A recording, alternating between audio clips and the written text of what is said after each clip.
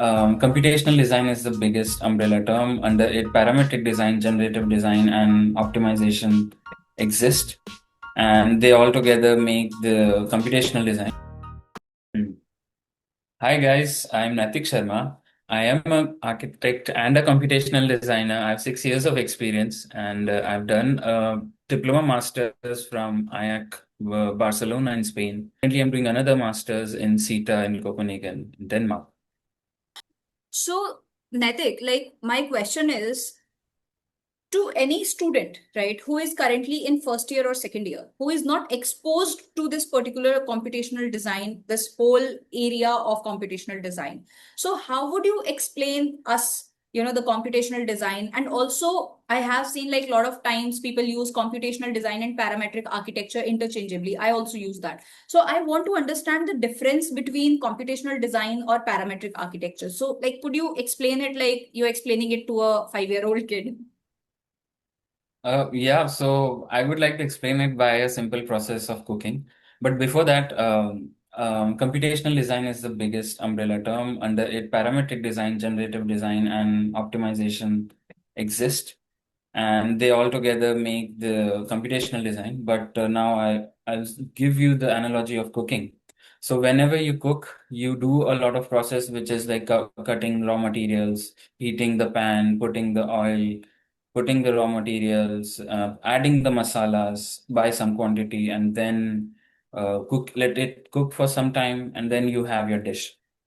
So this thing, once you have your dish, the flavor is there. You can't control your flavor. But then in computational design, you can change the final outcome by going back within the script by changing the parameters. So if you say, if I want to, I've put too much salt, I don't want to put this much salt. So you reduce the reduce the slider in Grasshopper, and then your output completely changes. And this DNA, the series of processes becomes the DNA, and then a lot of dishes are possible. Like if you're making an egg, a dish out of egg, and then sometimes you put a lot of onion, sometimes you don't, sometimes you heat a lot, sometimes you don't, sometimes you put milk. So these processes are accounted within the parametric model. And then when you tweak those parameters, then there are a lot of options possible from that DNA.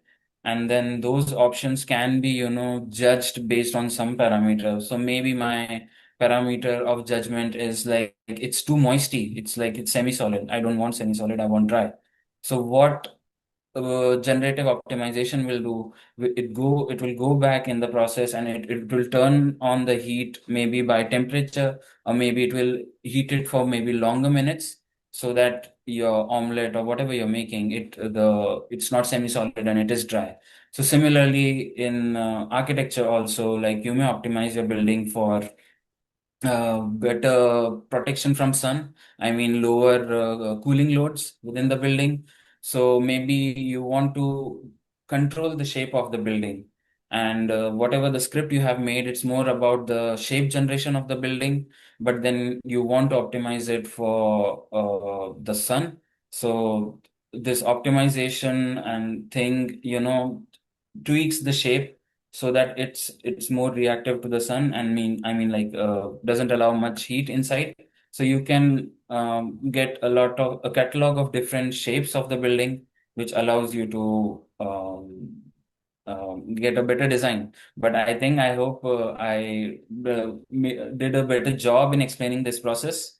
For sure. uh, yeah. For sure, for sure. So, like from your explanation, I got two things. Like, if I say it very simply, first one is I should not use computational design and parametric architecture interchangeably, and Hmm. they are like different, but same but different. And the other thing that is there is, as you have rightly explained on the very good analogy that you have given us to explain parametric architecture. Now, in parametric architecture, like the material and tools are the same, but you can play with it to get different results every time, right? Yeah. So I think that's amazing. And along with that, like I was watching one video of Hafiz Contractor, the building that they have designed, and the panels into that were moving according to I think the sun exposure or something, and all those things were also being done with this particular platform. Now that this is giving me like more clarity on how these things are working in India as well. So I think it's very clear, like India is also progressing towards accepting and this particular tool, and there are more job availabilities also that are built. Hi everyone, I am Parul Sharma, founder of Aerie Academy. If you like the content that we share on our YouTube channel, Aerie Academy, please do like, share, and subscribe. And if you want to join the classes, all the details are given in the description below. Thank you so much.